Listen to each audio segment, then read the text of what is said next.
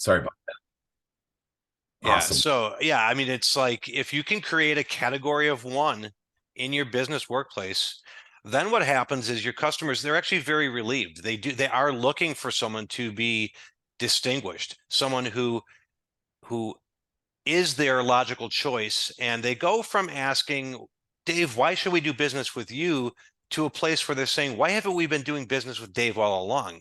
Yeah. And that's the solution you want to be, and you want to be that on a regular basis. The challenge with being someone who differentiates is it is not natural. It is more natural to assimilate and to blend in. So Sure. it's something you have to get in the practice of daily.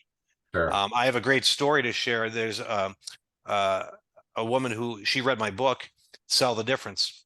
She loves the concepts within it. It makes sense to her. She wants to make this her lifestyle.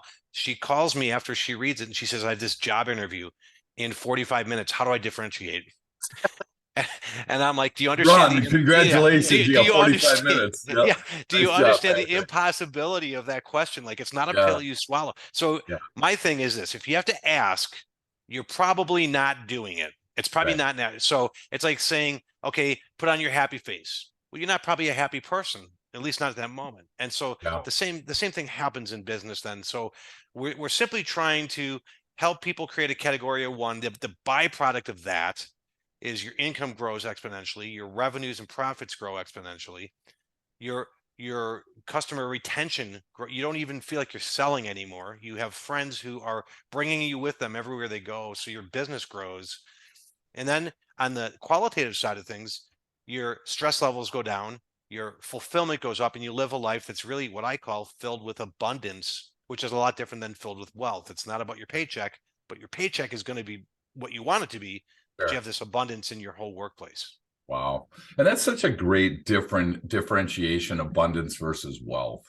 And we could jump on that. I want to make sure and circle back to this category of one Mhm. because I've never thought of it that way. I mean, when people say what makes you different, like, and I want to kind of do a real live deal with you on this because, like, for me, as a coach or trainer, like you said, there's different wording. At the end of the day, I feel like I come alongside people that need help, and whatever that help is, it obviously varies a little bit. But when somebody asks me the question about why would I work with you, after kind of working through, I always say, well, I'm not sure you should. I kind of Mhm. start there because I don't know, right? If that's the first question out of the gate, right? I'm like, I don't know if we should be working together. But if Mhm. we make the assumption and we kind of work through, we should. I talk about the fact that, there's a lot of people in this world that have read the books and attended the classes, but they've never really done the work. And so Right. for me, I started a company in 91 where there was just me. And when I sold it, there were 22 people on the team and we were doing a 10 million annual sales. It's great. So I say, hey, if you were having brain surgery right now and you had the choice of a guy or girl that read every book on it, saw every video on it, but never did it, Mhm. versus somebody that maybe didn't read as much but has done it 100 times, which one would you rather pick? And Yeah. I've always had the people that I've asked that question, they're always like, well, sure, I'd rather have it the guy that's done it or the girl that's done it. Mhm. Would you consider that, because I want really real world examples for the listeners, Mhm. would you consider that as a differentiator, somebody Mhm. that's actually done the work as opposed to somebody that's just read about it in the coaching space? Yeah. How would you And respond to what I well, no, said? and it gets back to your original question: is it one big thing? Is it a million things? Is it a little thing? And sometimes it is recognizing there's a pebble in the shoe. Sometimes Hmm. it's putting the pebble in the shoe and creating the pain. Sometimes it's removing that pebble. So it doesn't differentiation or becoming different. First, it's a strategy, and you have a strategy with your answer to someone. When you say, I'm not sure that you even should, which Yeah. is, again, it's differentiation because there's a lot of people out there who are coaches or consultants, and they want to get on to answering. You should work with me because I've been in business for 20 years. I have 500 customers. I've worked with this, I've done that. And I think your approach is something that I'm not used to hearing, which is refreshing. So it starts to separate you. So when I talked about you're blending in with the sheep, because you say, well, I'm not sure you should, that doesn't mean all the sheep disappear and there you remain. That means you separate yourself a little bit from the herd. And so that's a good approach, and that works for you, and that's natural to you. And what Right. what I what I pick up on when I talk to you is extreme sincerity, definitely knowledge and credibility, and that does not come from reading a book. Sure. Reading a book augments that. What it comes from is hard knocks, the school of hard knocks, Yeah. lessons learned. So the person who answers your question, of course, I want the brain surgeon who's done it 300 times, not the person who just graduated college. That makes Right. sense, right? When my wife was having our first child, there were three doctors in the practice. There was the senior doctor, the mid-level, and the young doctor, and we kept getting the young doctor. And I'm a new, young, inexperienced, never been a dad before. Shake his hand, first thing out of my mouth. How many babies have you delivered? Right? I think I'm being protective of my wife, and he doesn't miss a beat. Keeps squeezing my hand and says, "More than you." So Wow, I there you go. laughed. That was a differentiation. So One more differentiate. than you, I guess, Yeah, right? That's all yeah. they needed to say, right? I find the most successful people at differentiation. It is not always what they say. As a matter of fact, it's hardly ever what they say. It's absolutely what they do. So you think of differentiation like trust or integrity, um, empathy. These are feelings. These are things. These are energies that you Okay. create, and your energy will introduce you long before you enter the room. So I do coaching and consulting just like you. And it's interesting, you and I can be on a podcast, and most people would say, "Oh, he's your competitor." No, there's plenty of room, and we specialize in different things. Plus, Sure. if someone talks to me and there's a connection or an energy between us that you just don't have, Yep. then that just is never going to work. So your Right. energy, and sometimes you and I could talk to the same person, and I'll say, "Dave, that person just rubbed me the wrong way," and you say, "No, I Yeah. didn't get that. I didn't get that." Yeah. So Yeah. so Exactly. differentiation, again, it's an awareness that you have to. I have what I call four disciplines of differentiation. And then one of the disciplines is the daily practice of this. It's not something that is natural, and it will never become natural. You'll never build up a resistance and go, I am just the differentiator. So Yeah. that's the joke I have when people read my book and they go, "I read your book. How do I do it? I don't get it." And I'm like, "Okay, but you understand the tenets of this are start here and go here, and Sure. every day you build, and it's something for a lifetime. But the payoffs happen. You don't accomplish it, then you get the payoffs. Get the payoffs while you're doing it. So Yeah.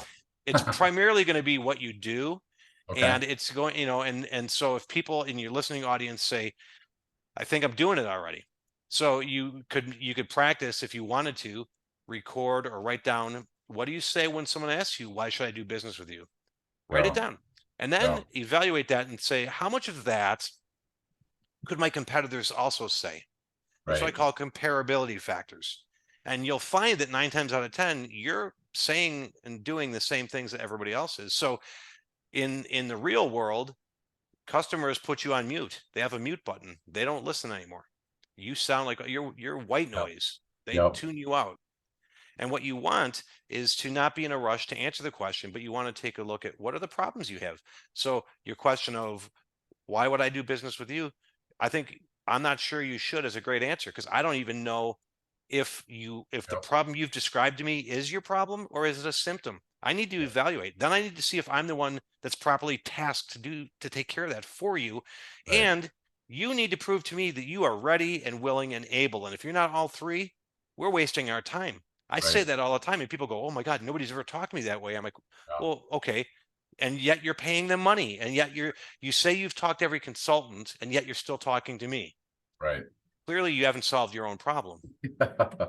Well, and I think it's interesting because when I tell people I'm not sure you should, Patrick, the wall goes down between us because, no offense to people that sell at the kiosks at the mall, but, when I'm walking down the mall and I see a kiosk guy and he's trying to sell me on my gutters are going to fall off my house type of thing, as soon as I make eye contact with him, right, it's over. I mean, it's Oh, like, yeah. right? I'm trying Yeah. to look at my phone, talk to my Yeah. wife, whatever, right? Well, But there's it's such a level of sincerity with your response that it's no wonder they lower their guard with you, because you are not, people think of selling as slick talking and fast right, talking, and you'll hear people say, "I couldn't be in sales. I don't want to be a pushy salesperson." I've never right, been pushy in my life. I've always been successful in sales because I try to listen to understand. And I've had customers say, "You're not like anybody we've ever had before." right. And the real thing there is that, people overuse the word curious nowadays. You're curious, and it's like a buzzword. Yeah, Well, curious comes from a place of empathy. And empathy comes from, I know what you're feeling, dude. I felt that too. You know, Right. I Yeah. know the sting. I know what you're going through, and I know the cost. So I always talk to people not about the price of my solution, but about the cost of no change or the cost of some change. Sure. And so what you have, there is a cost associated with it. And I'm going to dig in. I'm going to find it. And I'm Yep. going to make it go away, or I'm going to make it painful on a lot lower level for you. Well, and I tell you, I mean, trying to make yourself different in a crowded world is not easy. So Mhm. you have four principles of differentiation. You talked about one, making it a daily practice. Yeah. Can you share for the listeners what are the other three? Yeah, yeah. So, and I'm not an advocate of hate by any means. So I always put that out there. But the very first um, principle or discipline to becoming differentiator in your life is you have to hate your pain so much right now that you're willing to do something different about it. And so, in a business world, I hate losing sales. I hate that I didn't get that commission. I hate that I didn't get the promotion. I hate that customer went to my competitor. I hate that so much on the inside that Yeah, I'm willing to do something positive about it on the outside. And so, and if people, and I really believe differentiation is pain avoidance. It's not go towards something. It's not the vitamin. It is really the aspirin. It's the pain avoidance. I'm losing so many times, but I know I'm good at this job. I just got to get better, right? And it's interesting because I mentioned I'm a veteran. So when in putting together this book, I talked to a lot of folks, and some of them were veterans from times before me, and the idea of prisoner of war came up. And I talked to two of my friends, and there were two mindsets that came out of this. And one was that I'm this prisoner of war, and I have this image in my mind of my family, my friends, my wife, my kids, my dog, my sure. neighborhood. I Yep. will keep my head down. I'm going to survive. I'm going to get back. Okay. I maintain hope, and hope works. Hope keeps you going. The other mindset was, I hate this prisoner of war camp so much. I'll do anything. There's no risk too great for me to get away, to escape. Now, Sure. both are correct mindsets, but hope will keep you in a bad situation for a long period of time. I hope my job will improve. I hope someday I'll get that sale. And the willingness to escape at all costs could get you in trouble too. You could be Sure. very impatient and urgent and everything else. So both mindsets need to be explored, but you need the person who is of the mindset that I have hope and I'll get back to my family, they're not willing to take that risk. So you can't approach them with, you need to go do something different now, because what they're Yeah. doing makes sense. So hate your pain so much that on the inside that you're willing to do something on the outside, which means you have to do something different. You have to evaluate what is an ideal client and where do I spend my time all day? And 9 times out of 10, we're spending our time with where we think we can get business quickly, but they're not necessarily the ideal type of client. So business Yeah. goes up and down as a byproduct of what we do. Sure. So you have to be willing to do some introspection there. The other thing then is inspect what you expect. And that means every day you're checking, I expect to be a differentiator, but I've done nothing different. I haven't listened to a podcast. I haven't bought a book. I haven't gone to a class. I haven't just sat down and said, what are the characteristics of an ideal client? I love what Pat said. I'm going to find that ideal client. I'm going to spend all my day with them, but I haven't Yeah. even developed a profile of them. Inspect what you expect. If you expect that to happen, inspect what you're doing, not what you say you're doing. Mm. Third, Wow. the third discipline is practice daily. So, Yep.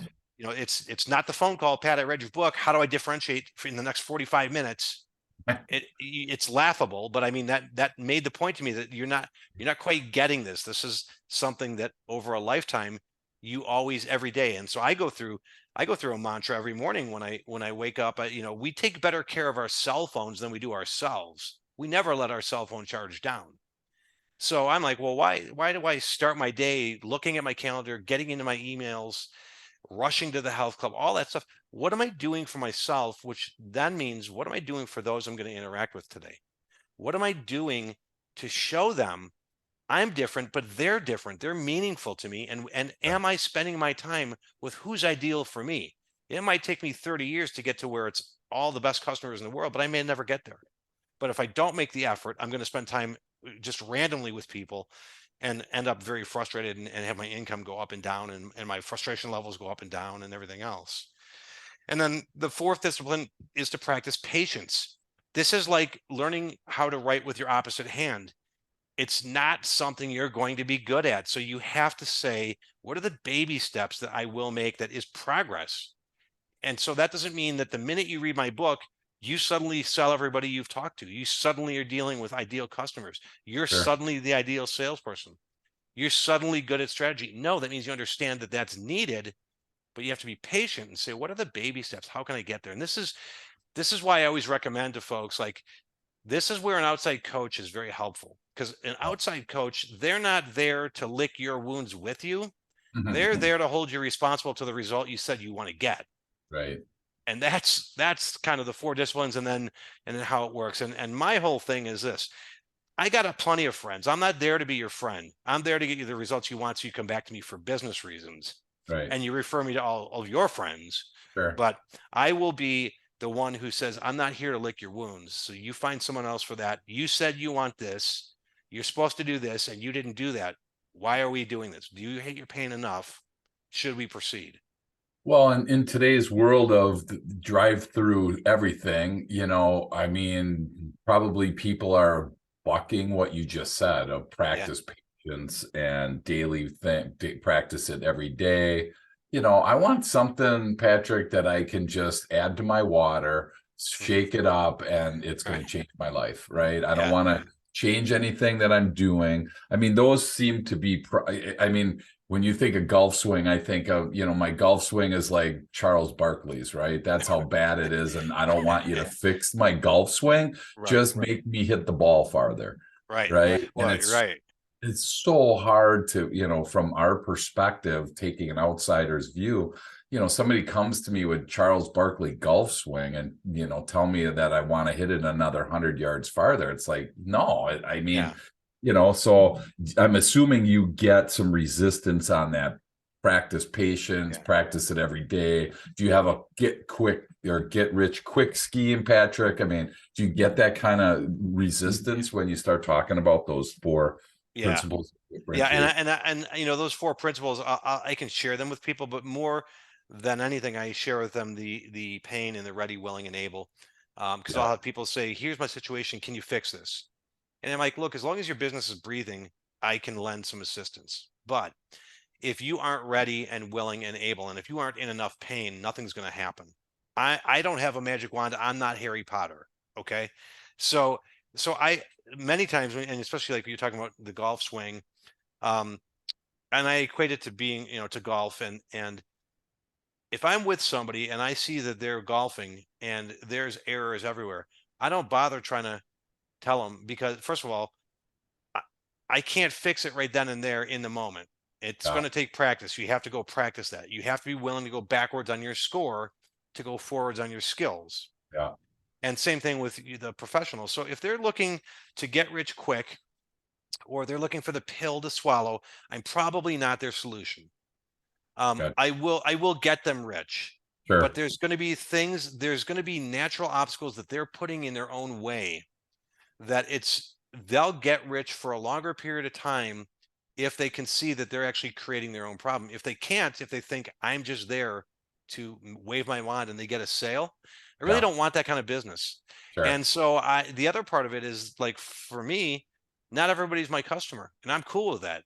Yeah, And honestly, I don't want to work with a person who says that, yeah, yeah, yeah, I know, but I mean, just real quick, what can we do? Like, what are the top three things we could do? I'm yeah, like, well, for one thing, buy my book. Number yeah, two, read my book. And number two, hire me for a year. And then a year yeah, from now, you're ready to yeah. get into the starting gate. But you're not, that's Yep. not what you want. Right. So I'm probably not the one for them at that point. But the funny thing is, they'll do that 100 times over and they'll never find what they're looking for, because it doesn't exist. Sure. It's like wanting to, throw a ball in game 9 of the World Series, but you've done nothing to get there. You Right. just can't just show up and do it. Yep. Yeah. There's a lot that goes into that. Absolutely. That's so cool. Well, hey, we're going to take a quick break and we'll be right back. Awesome. I'm super excited to be talking about this because again, I mean, I think that if we all took that approach of differentiation and really invested the time, and I think that's really, I totally get it for the entrepreneur listening right now that's so busy doing all the things that they have to do in a day that, we ask them every week to be vulnerable or take some time to reflect. I mean, those are hard things for us to stop our day. Do you suggest, Patrick, that people kind of plan that into their day, put it on their schedule where, hey, we're going to do a brainstorm on differentiation or, your ideal customer? Are those things that you help people with, or are there ways they can do it themselves? Or where do you, if somebody came to you with that question of, what do I do next? What's usually the next step? Is it read your book, buy your book, read your book, and then spend a year with you? Is that a pretty typical, I as you mean, no, just pointed out? no, I mean, that'd be great. That's not necessarily, because some folks, some people don't want to spend anything. And Yeah, some people, when they go to a coach, it's like going to confession. You have to admit that, you admit your sins. You got to say it out yeah, loud to somebody, right? yeah, So yeah, some people, they just want to listen to my podcast or your podcast and they think that's good. Some people want to read the book, and some people say, I need to talk to somebody every week. So I think, for me, when people want to get started, first, the definition is, can you define what your current state is? Can you define it in one sentence? Where are you currently standing? And then can you define in one sentence where you're trying to go? And a lot of times what I find is people are very unclear. Clarity is really, really important in making any change. sure. And so they could be unclear on where it is they're trying to go. They know that they're currently employed at this job and they're not happy. And they say, I've always wanted to have a restaurant. I've always wanted to be a consultant like you. I've always wanted whatever. Yeah, Most of the time when people say I've always wanted to do something else, it's because they're just unhappy in their current job. It isn't that they had a lifelong passion to have a restaurant. sure. So I reverse it and I say to people, okay, maybe you don't know what the ideal state looks like and you can't define that. Tell me everything you don't want. Tell me everything you hate about your Sure. job. List everything you do. And on this side, list everything you love about what you do and everything that you don't love. You can put over here or just erase, scribble it off the page, whatever. Have to have a starting point, right? So if you can Yeah, say, I currently stand here. I know I don't want to keep standing here, but I don't know where I'm supposed to go next. That's okay. That's okay. Change is not easy and change is not always clear, but you got to force yourself into the clarity of what is it I at least don't want? And my theory with people is this: if you can tell me everything you don't want and you can clear that away, you'll be left with everything you've ever wanted. mm, But you can't do that when you have all this noise. So sure. when you talk about creating a category of one, you're doing it for yourself. Yeah, And so maybe you say, yeah, I want to be an entrepreneur. But first you said I want to own a restaurant. Do you really want to own a restaurant? Like, I know it seems like people just come in, buy a ton of food, and they go out and you have all these profits, but there's a lot yeah, that happens in between. yeah, Yeah. And for as long as you've been coaching and consulting people, it's like they think you have bags of money laying around your house that you don't know what to do with. And yeah. it's like, no, no, no. There's a lot that goes into being an entrepreneur or a solopreneur. We use them for door stops, these bags of money, Yeah, we do because we don't too. know what else to do with it. Exactly. So much you don't know. Yeah. Yeah, So I mean, the starting point is, first of all, understand that you hate your pain. Define what your pain is. Be willing to do something about it. And that means you sometimes have to hire a coach. yeah, And if you hire, here's the thing: if you hire a coach, either personally or professionally, if they are there with the purpose to be employed for 18 months or 2 years, they're not a coach. yeah, They're a leech. So a coach should be someone who is never on the field, helps you get better, and moves on to the next player. sure. So that's a good coach. If if Yeah, you if you want to know, should you hire Dave or should you hire me or should you work with somebody, say, how long do you plan? What's your plan that has worked for other people? How sure. long were you there? Not what did you charge and can I afford to pay that? Because my question is, do you know how much it's costing you right now? I'm going to charge you $4,000 and it's costing you $30,000. Are you willing to not spend 4,000 to get rid of that 30? Yeah, Of course, it's right. like the brain surgeon that question you asked. So Yeah, the question becomes, are you ever going to go away or are you just here taking my money? Because people fall into this rut where they go, you know what? Dave's the monster I know, and I got a coach, so I must be improving. Yeah. And so I stay with Dave. But if you ask the question, well, here is my desired state when I met Dave. Here's my current state, and I'm still in both. I want that. I'm still here. Dave didn't do his job, or Yep. Pat didn't do his job, whatever. Yep. So there it has to be an accountability. And so when you talk about differentiation as a coach, I try to start with that. I should be unemployed from you in the next 12 months from based on what you've described. But Sure. first we have some things we have to go through, Sure. and we're gonna have some milestones along the way. And first I need to identify, what is this costing you? And can I really have this effect? Or is there somebody more qualified than me? Yeah. Well, and I love the fact that you're kind of putting all the onus on us, me, as the business owner, because it's super easy in today's world, Patrick, to blame, everybody else. And, if the four principles of differentiation had nothing to do with me and it was all about everybody else around me, build Right. a strong team, have a great customer, work through the economy. I mean, we blame everything but ourselves. And all Right. what I heard on those differentiation principles are they all are around me. I'm in Yeah. control of it, which is good, but I'm also responsible if it doesn't work. You can't Right. blame, Patrick, you can't blame the competitor, the customer, government, Yeah. weather, all that stuff. And so I Yeah. really like that piece. And also the clarity that you said about define your state.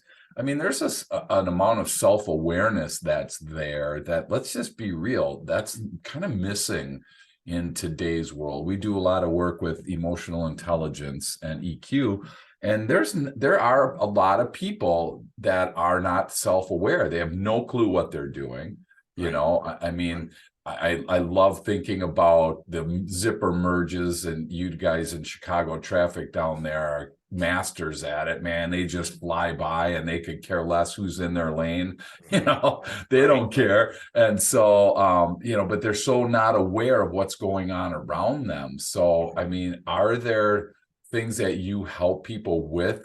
Because some people don't know. I mean, it's a blind Mm. spot where they literally don't know their differentiation. It might Right. be glaring to other people, but they're Right. just not aware. Do you run into those people, or are most people able to find some differentiators once you start working with them? Most people aren't aware. I always tell people, it's very hard to read the label if you're inside the box.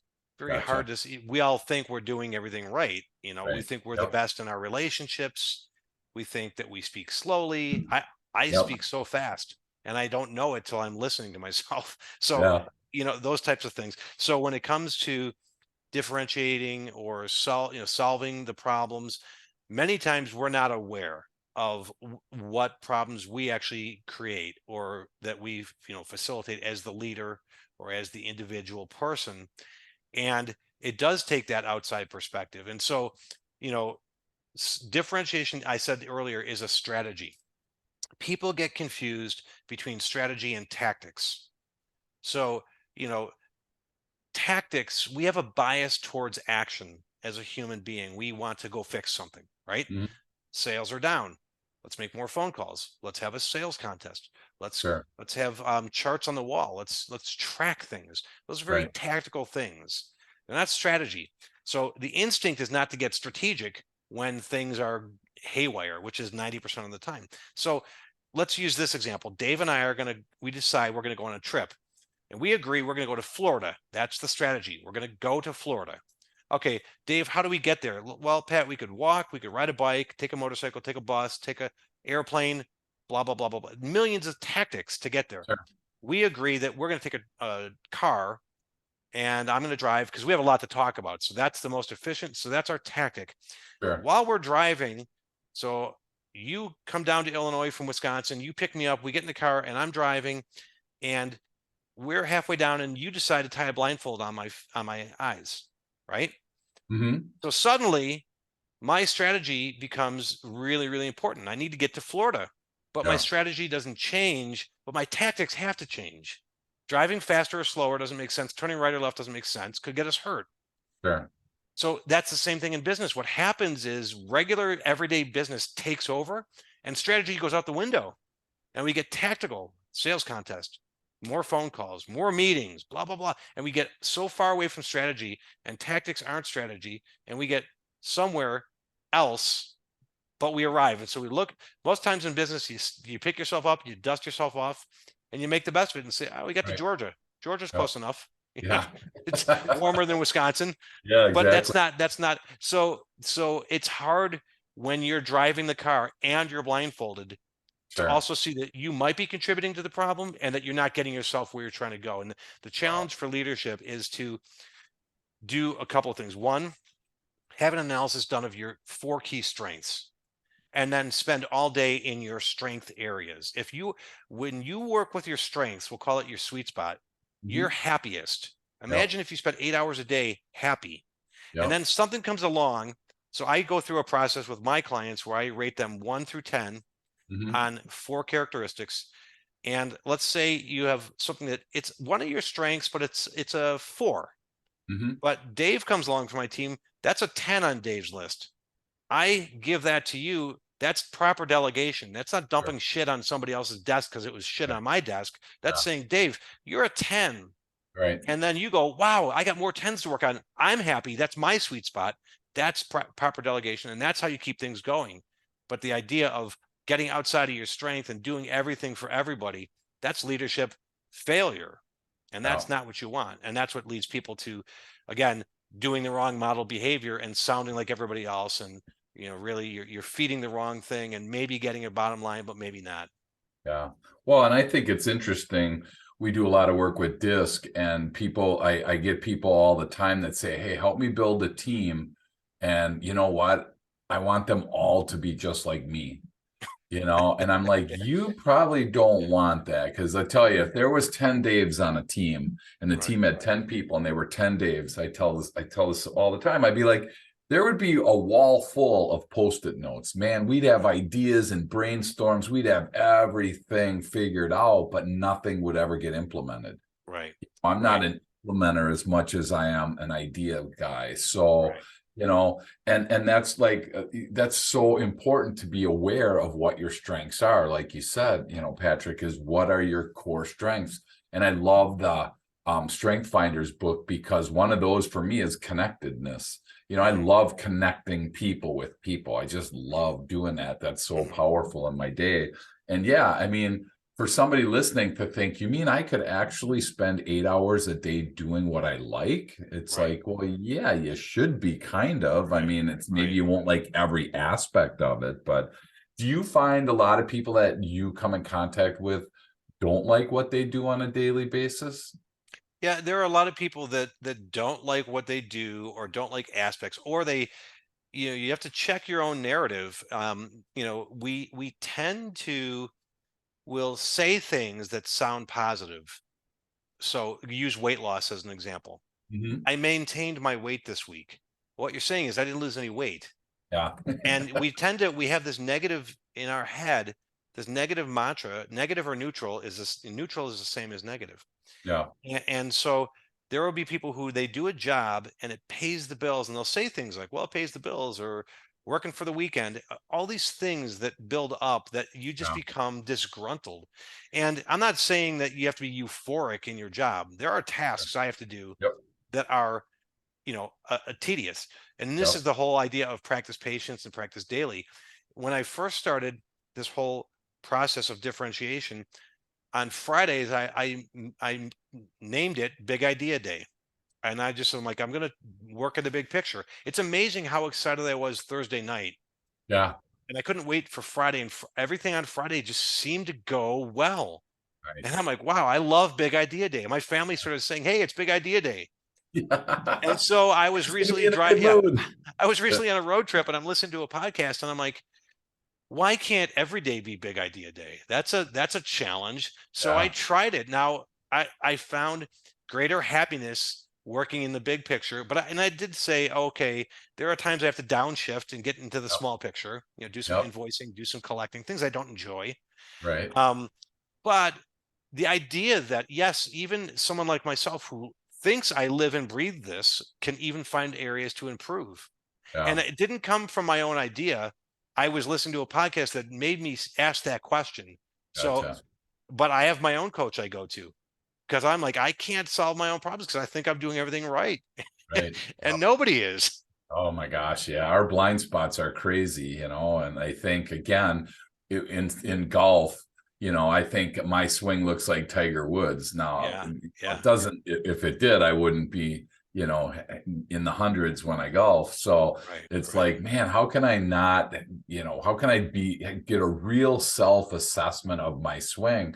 And I can videotape it, but then what do I do with that information? So as soon as a coach comes along and says, "Oh, hey, did you know you do that?" They look at that video, Patrick, and like within 10 seconds they got it figured out, right? Me, Right, right. it takes me forever. So I know a lot of people listening sometimes are resistant to coaching. They're Hmm. resistant to outside help, and I understand that because at Hmm. times I am as well. Just you can't get mad at us if you Right. don't want help. I mean, it's kind of you're stuck Yeah. with a Charles Barkley swing. Just Well, live with and it. it's, the first thing, and this is especially for your listeners, and there is resistance. The fact that you know that there are blind spots, that's the first step. So you know Yep. it, right? So that means that you're ready to see the change. Now, if Yep. you're willing and able is a big thing. You might not be able to Right. make the change. So use golf swing as an example. Maybe you physically have an ailment that you can't do what I would suggest. So what a coach says is, knowing that you have that ailment, here's what you can do, right? Right. And Yep. so those that are resistant, what I recommend they do is take a baby step. Maybe you're not going to revamp your entire business, right? Right. Maybe you're not going to go buy my book, but you're going to go listen to my podcast. Sure. Maybe you're Yep. not going to hire me as a consultant, but you go buy my book. Right. But so if you're ready, if you know that there could be better, and there's no limit to what better can be, and if you believe what I'm telling you, that it's really hard to self-correct, hard to read the label from inside the box, Yep. then what does it really cost you to find someone who could listen, help, or say, here's one thing. I want you to try this one thing. And Yep. and so you stand here. Now we're going to measure success 1/16th of an inch at a time. But did you make a 16th of an inch progress? Right. If you made an eighth of an inch, we doubled. Yep. So if your expectation is you go from here to 500 feet ahead, Yep. then I can't help you, Right. and Well, that's, yeah, no, that's a great point. And I look at it from we have a house in San Diego. And so if you take off out of Milwaukee Airport and you're en route to San Diego, and if a couple minutes into the flight, the pilot says to himself, well, you know what, I'm just going to do like a 2 or 3 degree course correction. No one's going to notice the difference, right? Mhm, You don't notice the difference until you land in LAX, which is a right, painful 2.5 hour drive south to get to San right, Diego. So these little course corrections that you're talking about, they can yield massive results on the back end. And it's yeah, just we as entrepreneurs, I tend to see, I want these big things to be done because I want to say, hey, I changed my company name or I changed my company colors or, whatever that is, and it's hmm, who wants to just do these little pieces that won't necessarily see any return today, like you said, practice patience. I don't want to do hmm, that. I mean, right, I want to kill something. I mean, right. Well, I want to eat. I'm hungry. I want to sell yeah, something. no, and there's people who are like, I just want to grow my income right now. I want to sell this right now. I have this Yeah. proposal coming right now. And Yep. it's not to say that like people like you and me can't help them in that immediate moment and do that one-time fix. There's no problem with that. We can help you. The things like practice patience, that's a very qualitative statement.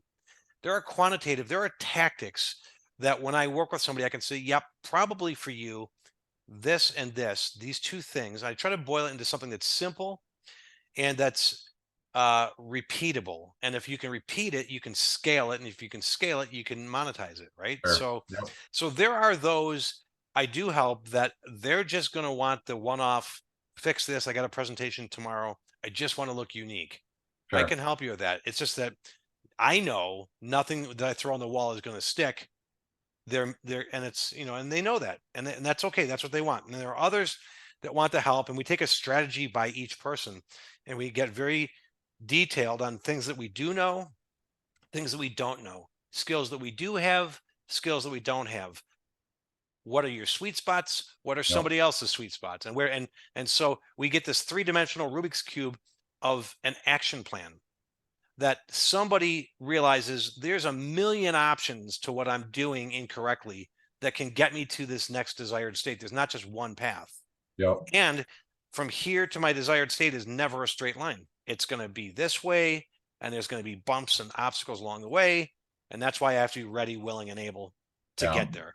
Wow, that is so cool. Man, I could talk about this all day, and I got to let you go to make sure that you can go help somebody, with their 4 principles of differentiation. But I want to ask you one last question. What would your tip of the day be, Patrick, for somebody listening?